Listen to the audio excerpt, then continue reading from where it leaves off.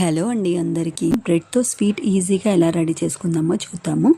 ముందుగా ఒక ప్యాన్ తీసుకొని ఆయిల్ కావాల్సినంత తీసుకున్న తర్వాత ఆయిల్ని ప్రీ హీట్ చేసుకోవాలి. దాని తర్వాత మనకు కావాల్సిన బ్రెడ్ స్లైసెస్ తీసుకొని వీడియోలో చూపించిన విధంగా రెండు వైపులా డీప్ ఫ్రై చేసుకోవాలి.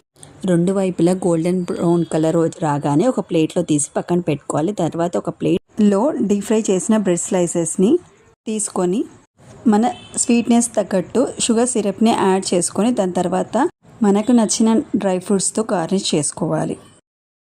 హాయ్ చెప్పు.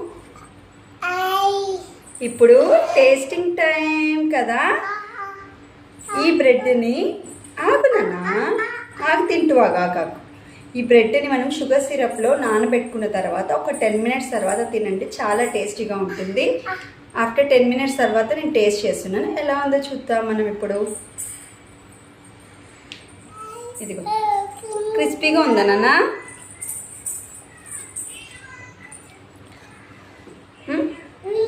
చూపురా.